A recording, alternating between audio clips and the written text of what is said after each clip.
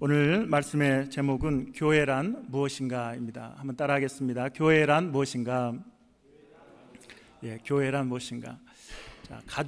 가슴 뛰게 하는 교회 공동체라는 시리즈 설교를 앞으로 저에게 주어지는 시간 동안 12주 동안 이제 강의를 말씀을 드리려고 합니다.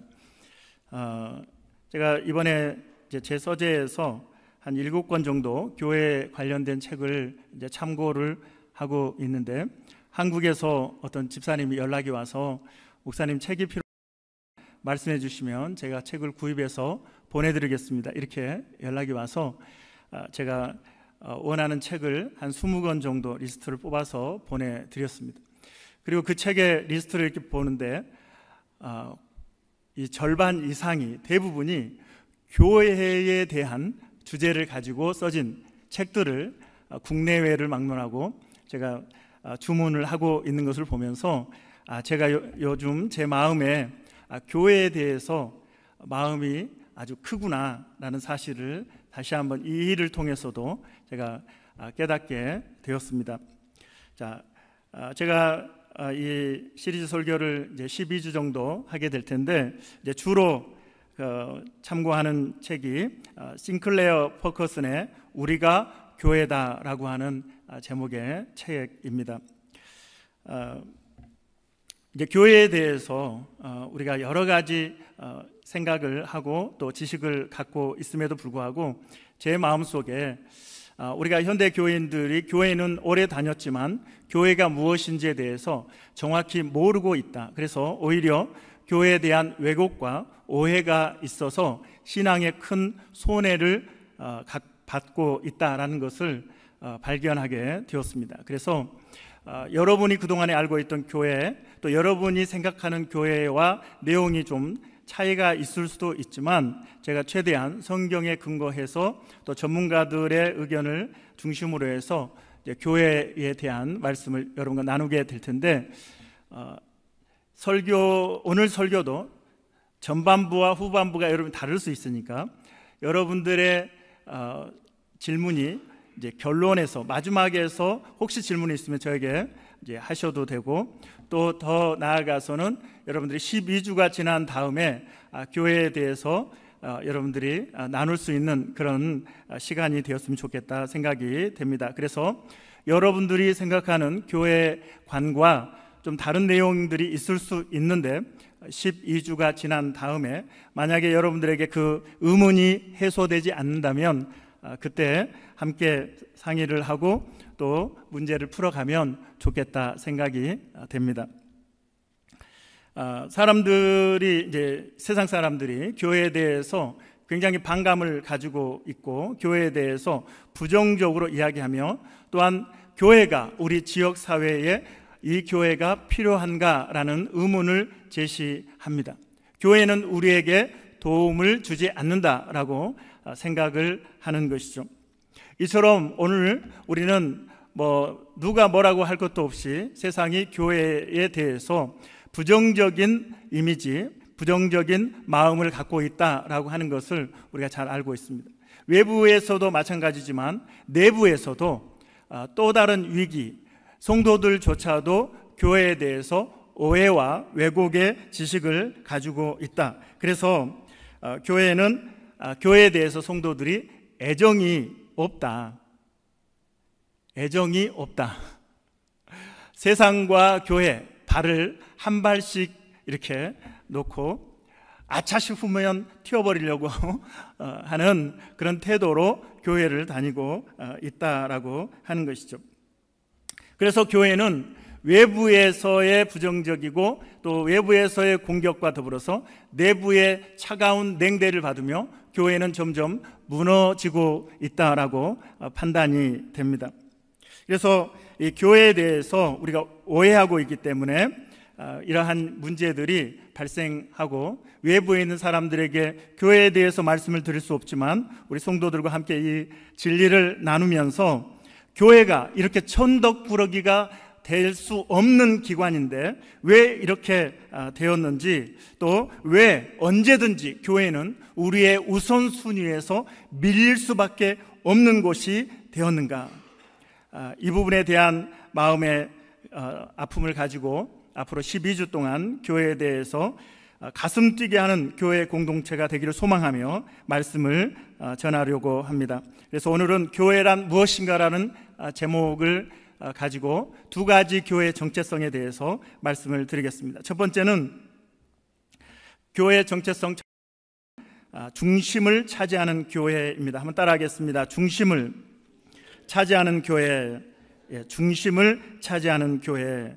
사람마다 자신의 삶의 영역을 이렇게 원으로 표현한다면 1년에 동심 원역에서 이렇게 사람들이 살고 있다고 할 것입니다. 가족이라고 하는, 그리고 한번 원 보여줘도 돼요. 동심원.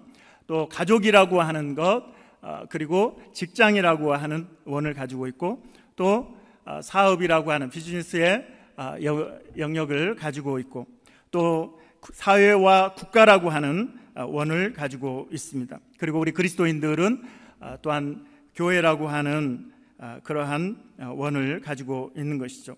그래서 우리의 그 관심사에 따라서, 우리가 붙잡고 있는 가치관에 따라서 1번이 가족일 수도 있고, 직장일 수도 있고, 사업일 수도 있고, 그렇죠, 국가일 수도 있고.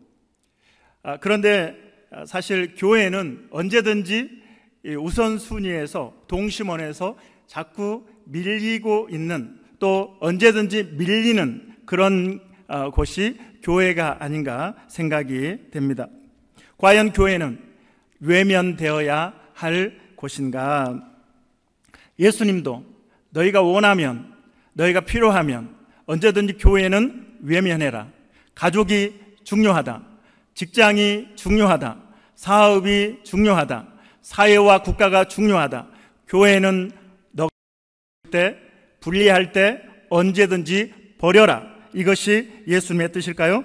마태복음 10장 37절, 우리 다 같이 예수님이 직접 하신 말씀 읽겠습니다. 시작. 아버지나 어머니를 나보다 더 사랑하는 자는 내게 합당하지 아니하고, 아들이나 딸을 나보다 더 사랑하는 자도 내게 합당하지 아니하며. 자, 예수님께서는 궁극적인 이 우선순위를 말씀해 주고 계시죠. 가장 첫 번째가 바로 예수님입니다.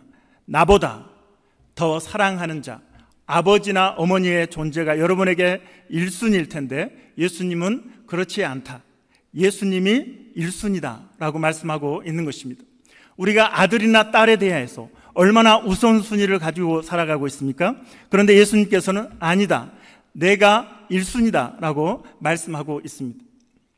예수님이 이렇게 말씀하시면서 우리에게 교회는 예수님의 가족, 예수님의 몸된 교회, 예수님의 가족, 교회 공동체는 그 어떤 것보다 우선순위에 있어야 한다라고 말씀하고 있는 것이죠. 만일 상황이 위급해진다면 그리스도와 그분의 백성이 최우선이다. 우리가 굉장히 동의하기 어려운 내용이 지금 펼쳐지고 있는 것이죠. 우리가 다시 한번 예수님의 말씀 마태복음 22장 30절 한번 살펴보겠습니다. 같이 읽겠습니다. 부활 때에는 장가도 아니가고 하늘에 있는 천사들과 같으니라. 자, 이 말씀이 의미하는 것은 무엇입니까? 우리가 결혼 생활을 하는 것이 굉장히 중요한 가치이지만, 그러나 그것은 일시적인 것이다 라고 말씀하고 있는 거예요. 영원하지 않다. 가족들, 가정도 영원히 지속되도록 하나님이 만드신 것이다 라고 하는 것입니다. 반면에 교회 공동체는 영원한 가족이다 라고 말씀하시는 것입니다. 예수님께서도 공생애를 살아가시는 동안에 교회 공동체를 최우선으로 그렇게 살아가셨음을 알 수가 있습니다. 마태복음 12장 49절로 50절 같이 읽겠습니다. 49절 시작. 손을 내밀어 제자들을 가리켜 이르시되 어머니와 나의 동생들을 보라. 누구든지 하늘에 계신 내 아버지의 뜻대로 하는 자가 내 형제요 자매요 어머니이니라 하시더라. 교회 생활은 우리의 가족 생활에서 선택적이거나 부가적이지 않고 근본적이라고 말씀하고 있다는 거예요.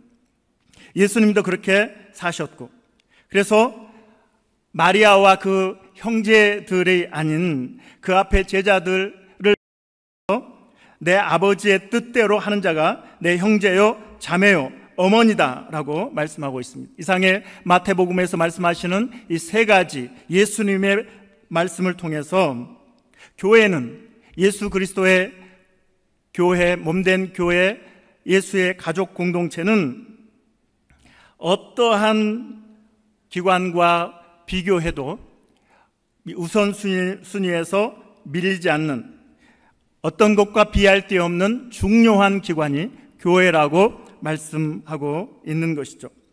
그래서 어떤 면에서는 가족보다도 더 근본적일 정도로 교회는 신약 성경의 시각에서 그리스도인의 삶의 중심을 교회가 차지하고 있다라고 말씀하고 있습니다. 여러분, 부담감이 확 들어오시죠? 생소하다, 받아들이기 어렵다, 기대했던 것보다 급진적이다, 이런 생각을 하십니까? 교회가 우선이라고? 교회가 가족보다 더 영속성이 있다고? 내가 생각하는 기독교는 이런 게 아니야. 아마 여러분들이 지금까지 설교를 들으면서 이런 생각을 하셨을 수 있겠습니다. 만약 여러분이 이렇게 생각을 하고 계시다면 예수님의 가르침에서 매우 중요한 강조점을 놓치고 있는 것입니다. 더 좋은 것보다 차선, 좋은 것을 선택하면 좋은 것을 훼손하게 됩니다. 가장 좋은 것, 예수 공동체, 하나님의 가족, 더 좋은 것, 영원한 것, 일시적인 것, 가족 공동체. 그래서 더 좋은 것보다 좋은 것을 선택할 경우 문제는 이 좋은 것이 훼손된다라고 하는 것입니다. 우리가 단순하게 생각을 해서, 여러분들 친구들하고 소꿉장난을 하셨을 텐데, 친구들과 이렇게 놀면서 너 아빠 해, 너 엄마 해, 뭐 회사도 너 뭐 사장님 해, 나는 과장 할게, 뭐 이렇게 소꿉장난 하잖아요. 그러다가 저녁이 돼서 애야 밥 먹으라 그러면 밖에서 살아요? 어떡하죠? 놀았던 거 다 팽개쳐 놓고 집으로 돌아가죠. 마치 우리의 이 땅에서의 삶이 그런 것입니다. 일시적인 것을 우리는 영원히 붙들고 살 수는 없습니다.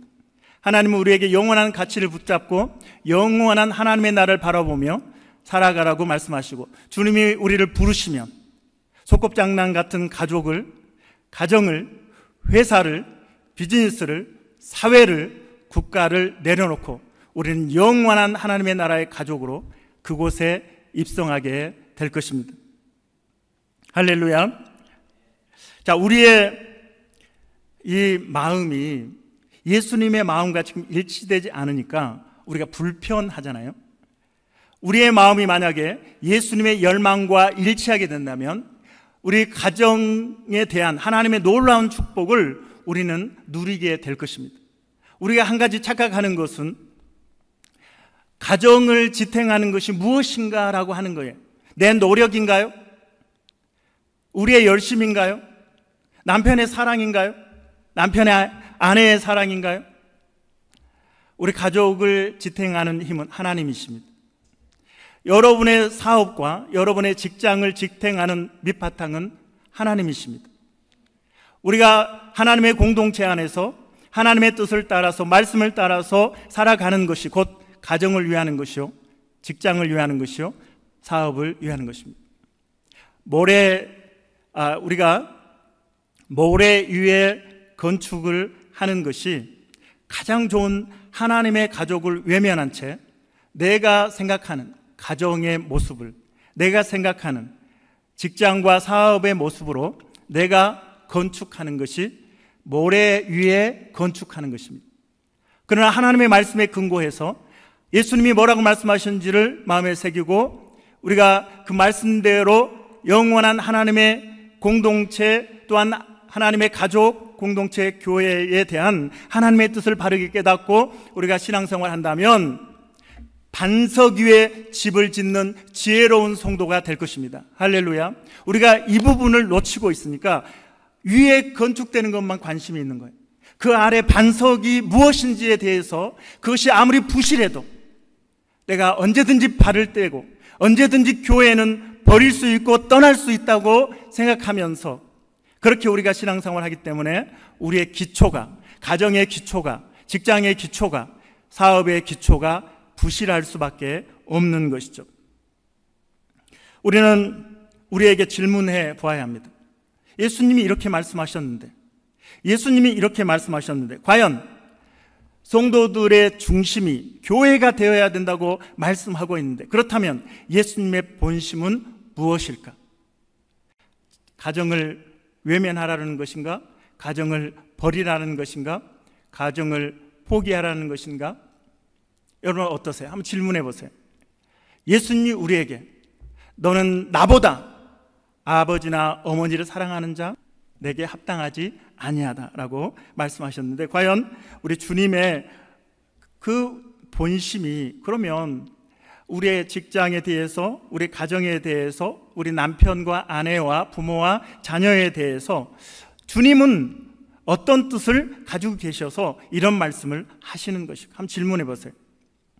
다른 교회만 잘 되면, 다른 거는 다 아무렇게나 돼도, 다 무너져 내려가도 괜찮다라고 주님이 말씀하시는 거예요. 여러분이 믿는 우리 예수님은 그런 분인가요? 여러분이 오해할 만큼, 여러분들이 예수님의 말씀에 대해서 받아들이지 못할 만큼, 외면할 만큼, 아니야 그래도 가족이 중요해라고 여러분들이 주장할 만큼 우리 예수님이 그렇게 무정하신 분이고, 여러분의 가정에 대해서 그렇게 관심이 없으신 분이고, 여러분의 삶에 대해서 하나님이 여러분에게 복 주시기를 원하지 않는 분이신가요? 아니요. 우리에게 가장 좋은 길을 제시하고 계시는 것입니다. 우리 가족이 사는 것, 우리의 인생이 가장 영광스러운 인생을 살아가는 길을 우리 예수님은 제시하고 계시는 것입니다. 우리가 지금 이제 캘거리에 살고 있는데, 보니스 쪽에 그 상수도관이 이렇게 깨져가지고 물이 새잖아요. 그렇죠? 그래서 지금 저도 야채에 물을 줘야 되는데 밖에서 물을 못 줘요. 지금 말라 죽게 생겼어요. 보니스 쪽, 웨스트힐 쪽 사람들은 물도 끓여 먹어야 되고, 또 이렇게 뭐 샤워 같은 거, 세탁 같은 거 절제하라고, 자제하라고 이렇게 아마 전달받은 걸로 알고 있습니다. 저도 스프링뱅크에서 살면서 물이 단수가 돼가지고 어려움을 겪을 때가 있었어요. 그래서 물을 퍼나르면서 이렇게 며칠을 살았습니다. 여러분, 상수원에서 공급되는 파이프라인에 문제가 생기니까 우리의 삶에 문제가 생기는 거예요. 세수도 잘 못하고, 그렇죠? 씻지도 못하고, 밥하는 것도 어렵고, 변기에 물도 내리기 어려운 상황이 되는 거예요. 가족 안에서, 집 안에서 아무리 수도꼭지 돌려보세요. 물이 나오나요? 상수도가 고장나면, 파이프라인에 문제가 생기면 여러분은 수도꼭지 아무리 돌려도 물이 떨어지지 않습니다. 그래서 우선순위는 파이프라인을, 상수원에서 공급되는 파이프라인을 점검하고 그것을 수리해서, 그래서 그걸 수리하고 복구될 때 한 일주일 정도 된다고 그러잖아요. 걸린다고 그러잖아요. 이 캘거리에. 그때 비로소 수도꼭지를 열면 깨끗하고 마실 수 있는 물을 우리는 마시게 되고 자유롭게 사용하면서 우리의 삶이 풍요롭게 되고 저의 야채들도 살아나게 될 것입니다. 무슨 말씀인지 이해가 되시죠?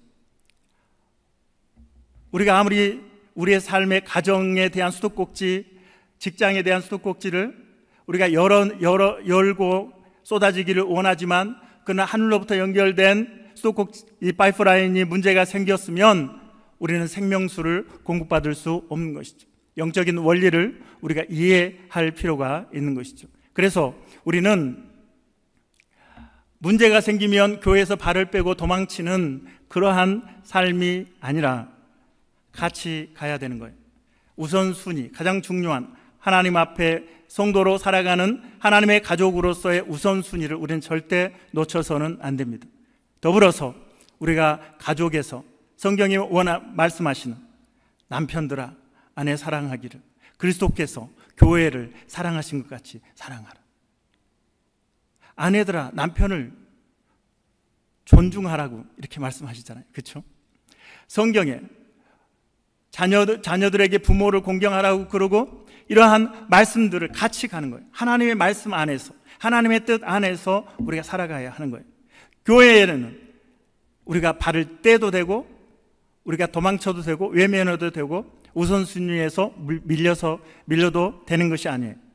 우선순위를 꼭 붙잡고 있으면서 우리의 현실의 문제들을 하나님께 기도하며 해결해 나가야 되는 것입니다. 그것이 가장 성도다운 삶이고 하나님이 기뻐하시는 삶이요, 또한 하늘나라 상수원에서 물이 공급되는 축복의 생명수 강물이 여러분 가정에 전달되는 그러한 축복의 길임을 여러분 기억하시기를 바랍니다. 자, 두 번째로 교회 정체성에 대해서 말씀을 드리겠습니다. 두 번째 교회 정체성, 이미 여러 차례 강조했지만 하나님의 가족이라고 하는 거예요. 교회는 하나님의 가족이다.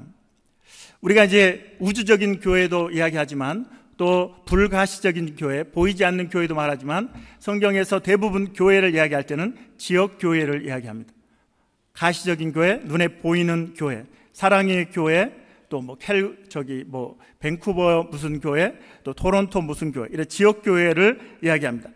이 교회는 하나님의 가족이다. 자, 마태복음 6장 9절로 10절 같이 읽겠습니다. 9절 시작. 그러므로 너희는 이렇게 기도하라. 하늘에 계신 우리 아버지여, 이름이 거룩히 여김을 받으시오며 나라가 임하시오며 뜻이 하늘에서 이루어진 것 같이 땅에서도 이루어지이다. 자, 9절에서 하늘에 계신 우리 아버지, 예수님께서는 우리에게 뭐라고 가르쳐 주십니까? 하나님을 아버지라고 부르라. 아버지라고 부르라. 성도들이 사탄의 종이었는데 예수님을 믿음으로 존재의 변화가 일어났다. 하나님의 자녀가 되었다라고 말씀하고 있는 것이죠. 하나님의 가족은 신약 성경이 교회를 묘사하는 가장 기본적인 그림입니다. 하나님의 가족이다. 옆 사람에게 가족입니다. 한번 인사 한번 나누세요. 당신은 하나님의 가족입니다. 예, 우리는 하나님의 가족입니다. 이 교회라고 하는 헬라어는 여러분 많이 들어보셨을 거예요. 에클레시아. 우리 김건호 목사님도 에클레시아라고 몇 주 전에 말씀을 하셨는데 몇 달 전인가요? 에클레시아. 이 에클레시아는 함께 불러냄을 받은 자들이라는 의미의 합성어입니다. 함께 불러냄을 받은 자들. 구약에서 히브리어로 카할이라고 하는 여호와의 회중을 번역한 말이죠. 그래서 제임스 패커는 다음과 같은 이야기를 했습니다. 한번 보여주세요. 우리 다 같이 제임스 패커의 말을 같이 읽겠습니다. 시작. 만일 어떤 사람이 기독교를 얼마나 잘 이해하는지를 판단하고 싶으면 그 사람이 하나님의 자녀가 되어 하나님을 자기 아버지로 모신다는 생각을 얼마나 많이 하는지 알아보라. 만일 그 생각이 그 사람의 예배와 기도, 인생관 전체를 자극하고 주관하는 것이 아니라면 이는 그가 기독교를 아주 잘 이해하는 것은 아니라는 의미다. 예. 우리나라는 특히 샤머니즘에 또 이방 종교의 영향을 많이 받아서 교회도 굉장히 미신적으로 이렇게 믿습니다. 그런데 인격적인 하나님, 살아계신 하나님, 그분이 나의 아버지라고 하는 인식 속에서 매 순간에 아침에 눈을 뜨면서 또 식사를 하면서 직장에 또 학생들은 학교에 가면서 퇴근하면서 잠을 자면서 하나님 아버지를 생각하는 것, 우리가 찬양하고 기도하고 예배하면서 하나님을 인정하고 우리가 신앙생활을 하는 성도가 많지 않다는 것입니다. 그냥 복 주시옵소서, 비나이다 이런 수준이 되는 것이죠. 그러므로 우리는 하늘에 계신 우리 아버지여, 이름이 거룩히 여김을 받으시오며 라고 하는 이 기도를 할 수 있다는 것이 우리 그리스도인들에게 참된 성도에게만 주어진 특권이라고 하는 사실을 여러분 기억하시기 바랍니다. 교회는 경이로운 하나님의 선물입니다. 하나님이 주신 것, 하나님이 주셨다. 여러분 선물 받아보셨잖아요, 그렇죠? 대통령이 여러분에게 선물을 주시면 어떻게 하겠어요? 그 선물이 가문의 영광이겠죠, 그렇죠? 평생, 또 자녀들에게도 이거 내가 대통령에게 받은 거다 하면서 물려줄지도 모르겠어요. 우리 하나님이 우리에게 주신 선물, 바로 그 경이로운 하나님의 선물이 교회라고 하는 것이죠. 에베소서 3장 9절로 11절 우리 말씀을 함께 봉독하겠습니다. 9절 시작. 영원부터 만물을 창조하신 하나님 속에 감추어졌던 비밀의 경륜이 어떠한 것을 드러내게 하려 하심이라. 이는 이제 교회로 말미암아 하늘에 있는 통치자들과 권세들에게 하나님의 각종 지혜를 알게 하려 하심이니 곧 영원부터 우리 주 그리스도 예수 안에서 예정하신 뜻대로 하신 것이라. 하나님의 창세전부터 예정하신 것이 바로 이 교회를 통한 세계 경영이에요. 교회를 통한 세계 경영, 교회를 통한 영혼 구원을 하나님이 예정하셨고, 사도 바울은 이 비밀, 이 하나님의 지혜, 교회를 통해서 주신 이 지혜를 풀어내는데 신약의 13권의 성경을 기록했습니다. 그래서 고린도전서, 고린도에 있는 지역교회죠. 예배소서, 예배소에 있는 지역교회죠. 빌립보서, 빌립보서에 있는 지역교회죠. 그리고 목회하고 있는 목회자들에게 디모데전서, 디모데후서, 디도서, 이렇게 목회자들에게 목회 서신을 보내면서 하나님께서 창세 전부터 섭리하셨던, 세상을 구원하시고 세상에 하나님의 지혜를 전하기를 원하셨던 이 비밀을 감추었던 놀라운 섭리, 바로 교회 비밀을 풀어내면서 13권의 서신서를 기록하고 있는 것이죠.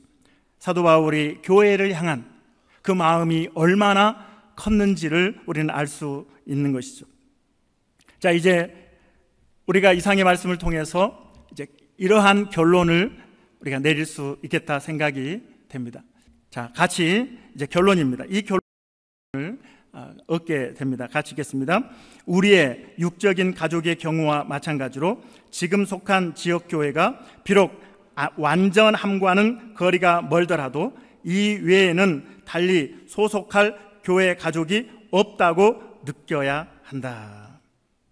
무슨 말인지 이해가 되셔요? 내가 지금 사랑의 교회에 속해 있다, 출석하고 있다. 그렇다면 이 교회의 완전함과는 상관없이 나는 이 캘거리에 내가 소속되어야 할 다른 교회는 없다라고 느껴야 한다라고 하는 거예요. 캘거리에 40-50개 교회가 있는데 무슨 말씀이세요? 이렇게 생각을 하실 수 있겠죠.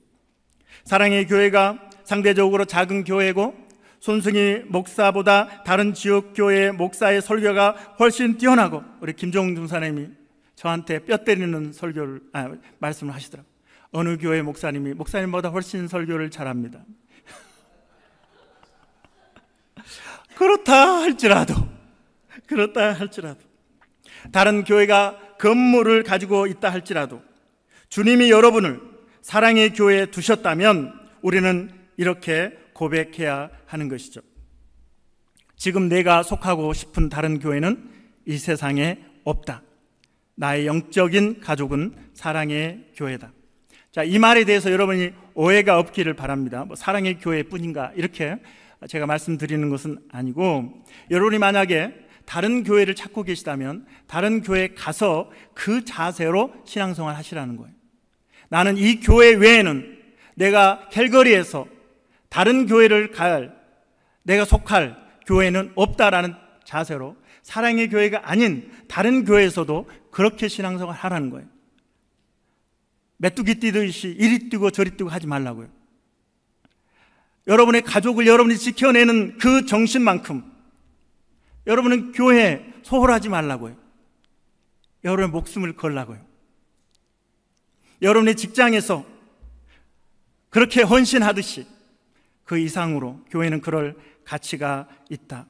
사랑의 교회뿐만 아니라 다른 교회도, 지역교회도 마찬가지입니다. 여러분이 어느 교회에 속해서 신앙생활 하시든지 이러한 마음 자세. 한 번 더 클릭. 같이. 지금 내가 속하고 싶은 다른 교회는 이 세상에 없다. 나의 영적인 가족은 사랑의 교회다. 하나님을 보세요. 하나님을 보세요. 문제 많은 소목사를 보지 말고, 렌트에서 예배드리는 사랑의 교회 보지 마시고 위에 계신 하나님을 보세요. 하나님을 보세요.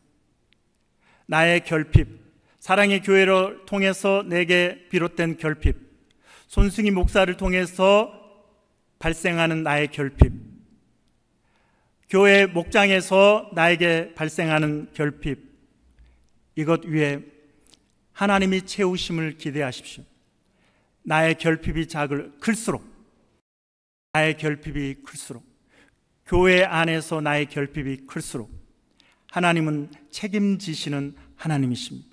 그 빈 공간을, 그 결핍을 넘치게 채우신 하나님이십니다. 그것이 교회를 향한, 성도를 향한 하나님의 뜻임을 여러분 기억을 하시기 바랍니다. 하나님이 여러분을 위해서 일하시려는 하나님의 방식이 바로 그거예요. 하나님의 가족 중에 지역교회, 특정한 한 가족인 지역교회를 통해서 여러분의 삶에 개입하시고 역사하시며 여러분의 삶을 빚어가시는 것이 하나님의 뜻입니다. 그런데 많은 성도들은 이 교회로 갔다가 저 교회로 갔다가 내 마음에 들지 않으면 내 스타일과 내 방식과 내가 생각하는 교회가 아니라, 내가 생각하는 그런 내가 원하면 이루어지지 않는 교회라면, 이리 가고 저리 가고 한다면 하나님이 개입하시고 하나님이 역사하실 그러한 공간이 전혀 생기지 않는다는 거예요. 내가 힘들지만, 결핍이 있지만 하나님이 보내셨으니, 하나님이 세우셨으니 이 자리에서 가족의 소임을 다하겠습니다. 그래, 내가 나를 믿고 내 말을 지켰으니 내가 너의 결핍을 책임져 주겠다. 이것이 하나님의 뜻인 것이죠. 그리고 그 안에서 우리를 다듬어 가시는, 빚어 가시는, 거기에서 문제가 보일 때 그게 바로 너의 문제야 라고 하나님은 말씀하시며, 그것은 너가 빚어져야 되고, 너가 다듬어져야 되고, 너가 변화되어야 되고, 너가 성숙해야 되고, 너가 극복해야 되고, 너가 넘어가야 할 부분이지 도망칠 부분은 아니다라고 말씀하시는 것입니다. 진정한 그리스도인은 교회 사랑하기를 배웁니다.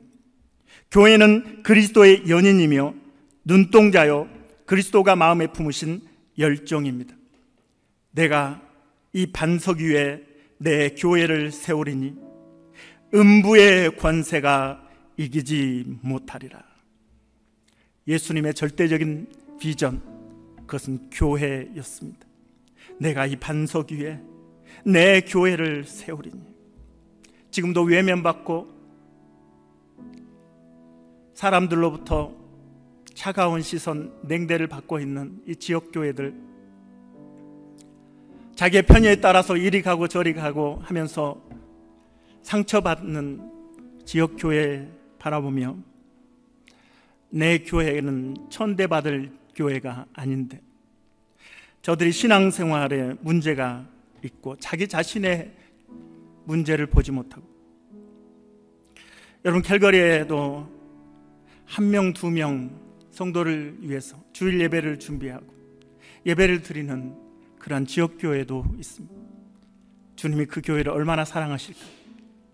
한 사람을 놓고 설교하는 그 목사를 하나님은 얼마나 귀하게 여기실까요?